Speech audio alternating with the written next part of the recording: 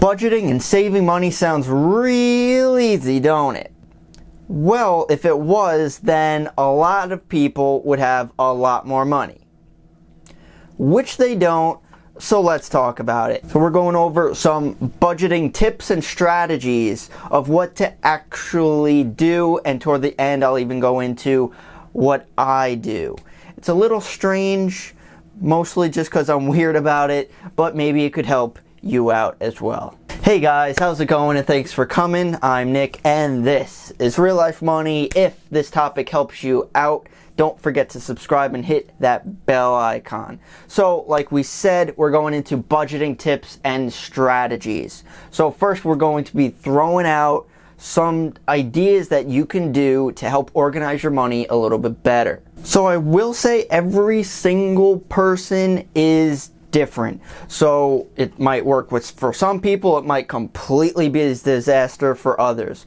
So you really have to determine like what your person is, what your character is, and then you got to choose what's best for you. So first let's go into the cash envelope system. Now you might have heard of this before. If you heard of Dave Ramsey, he sometimes tells people to do this. Real simple, real basic stuff. So you get actual cash with actual envelopes. We're going back, right? So you're writing straight up food, you're writing rent, you're writing car payment, you're writing, whatever all your expenses are on envelopes. And you're straight up taking the cash, putting it in there. And that's all it is. And that's all you could use for that category. It's really efficient. You can never overspend with that because that's all you got. You're using the actual cash. So this could be actually a great strategy for some people. Another type of strategy which might work for some people, I feel like it might not work for me, but journal entries. So to kind of collect all your expenses, you actually write down, or you could even collect all your receipts and you write down your expenses for the grocery store, for your car payment, for your credit card bill. So you're just writing all these up, totaling them out, so you know where all this stuff is coming from or going. A little bit more brutally honest approach would be looking at your bank statements and your credit card statements. These do not lie. So if you ever question, where's all my money going? This will tell you point blank, punch in the face, you've been screwing up at Costco, like wherever it is, because it literally shows you the transactions that you're doing. It shows you where the money is going. You could circle it, you could highlight it, whatever you need to do. I think that's a really good idea, especially for people that have literally no idea, because some people are. They're just completely not organized. If you want to be more organized because you could keep paper files, this could be a great idea for you. Now, to help avoid late fees or completely forgetting to pay something altogether would be automatic payments. Mostly you can set up for like a credit card of an automatic charge every single month.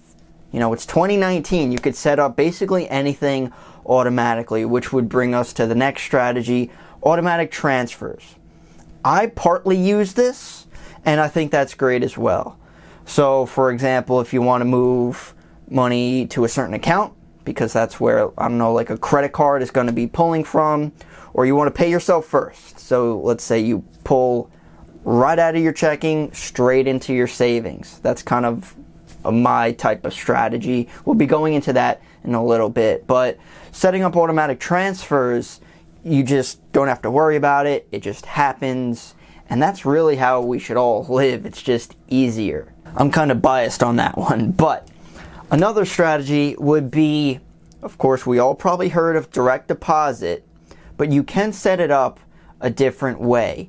I used to work in a bank, so this is possible. You could set up direct deposit into multiple accounts. So, for example, if you want to put some in one checking and some other in another checking, or even like a savings account, I'm not sure if you could do savings, to be completely honest, but you can split it up. So if you want to have one account for savings, one for spending, you can split it up, let's say like 50% here, 50% there. Me personally, I don't do that, but that can help people out. The next one, another brutally honest, forceful approach, which is what I'm into because it just works. Whether you like it or not, it gets forcefully taken out of your checking account and you just deal with it. So I'd say forcefully saving. And you could actually do this through multiple forms. Not many people actually think of this, but it can work. One way would be technically a mortgage. You have to pay your mortgage every single month, and if you don't, the bank takes it from you. That's pretty good motivation to pay for your mortgage. Why that's forcefully saving technically, because every single month when you put money toward it, it's toward the principal. So you're gaining equity in the house. Now, there's a couple issues with that. Technically, you really can't access that equity. It's not very liquid. If you need to, you could. Definitely wouldn't recommend it if it's like an absolute emergency. But you do build equity that way. And I have to say this just because we have to be specific. I'm not saying buy a house to save money. No. If you can't afford a house, don't do this idea. It's if you have a house, you're technically kind of saving, forcefully saving. It's an example. We have more. So the next example, which would be not one of my strategies, but you could put your money into a CD. I bring this up because some people cannot be trusted with money, and they know it. Like, they can't even trust themselves with money. So CDs are a way to save, and it's locked up so you cannot touch it. Personally, as an investment, I do not like CDs because, one, you can't touch it, and it just inflation eats at it. So you can grow it in other places, but if you really can't trust yourself and you have to save money, that might help you. Other forms of forcefully saving would be, kind of like we talked about before, automatic transfers. Computers do not care about your emotions, your feelings, or well-being. They will do an automatic transfer. So you could forcefully take money from your checking and put it in your savings or money market accounts. Another way, kind of similar, would be a 401k plan. Of course, if you don't have that set up, you should probably do it. But again, that's forcefully takes money out of your a paycheck, and puts it toward a retirement account. Forcefully saving, man. Another form is a Roth IRA. Kind of combining the last two things we said. Set up automatic transfer into your retirement account every single month. Doesn't care about your emotions, and it just does it. That could definitely help you. The last way of forcibly saving that we're going into is hiring me to take your money and keep it away from you, and when you need it next, then I'll give it to you. I'm kidding, I don't do that. If I did, though, I would charge hourly. I'd recommend, if you do want to hire me or something like that, if you trust me more than you, subscribe to the channel. Simple as that. You can run away if you don't like me in a week. But you really have to actually start trusting yourself with what your money does. Now we're going to be transitioning into what I actually do, which I was able to save tens and tens of thousands of dollars by doing it, just because I'm crazy and just on top of all this all the time. But one, like we said before with transfers, you could kind of do this manually. So let's say you get your paycheck right into your checking account. What I kind of do is take it straight from there, just leave a little bit left in a checking, maybe like a couple $100, and put the rest into a money market or into a savings. So you literally, I don't want to say deprive. I don't want you guys to scrape by in life, but if you give yourself little to live on, you adapt to that amount. So that's kind of, I don't really like I'm not a spender, so it's not difficult for me. But if it is for you, you know, if you leave yourself with a fixed amount, guess what? You could only deal with that fixed amount, and that could be beneficial for you. Okay, so those were some, just, I don't want to say random, but just a bunch of different tips and strategies that you can use. Just to understand, there are multiple ways out there. Just because someone else does something doesn't mean you have to. Pick what works. So now, let's actually go into what I'm about. I'm weird, giving you a heads up. This is just what I do, and it just works. So if this kind of opens your mind a little bit, maybe you could take some tips and use it for your own, go for it. So yes, I've actually done these tips and strategies that we're going to be talking about now myself. I helped my brother learn this stuff. I helped my parents learn this stuff because even they haven't been taught this stuff. No one has. So you kind of have to create it on your own. So we're going to start diving into it. It really is all about the numbers. Some people say cash is king. Personally, I believe cash flow is king, and we're going to be talking about that because it has two factors. A lot of people only focus on one factor. It's not good enough. There are two. So those two factors, one is your income. A lot of people try to focus on that. They want to try to maximize it. Great. Well, there are other factors. But focusing on your income, first you have to understand what you make. A lot don't even realize what they do make. So understand your income, your salary, know the actual numbers, look at your actual paycheck. So that's the first factor. The second factor is your expenses. I've said this before on my channel, I will continue to say it. Those are the main two factors to calculate your cash flow. I don't care how much you're making. I care about what you're making compared to what you're spending. So your income minus your expenses is your cash flow. And literally, write it down. Write down your income, and I'm talking monthly. Write down your expenses, and there could be a list of them. Add them all up. So at the very end, gives you the difference between the two. Hopefully it's positive. If it's not, you know, if you're spending more than you're making, that's an issue.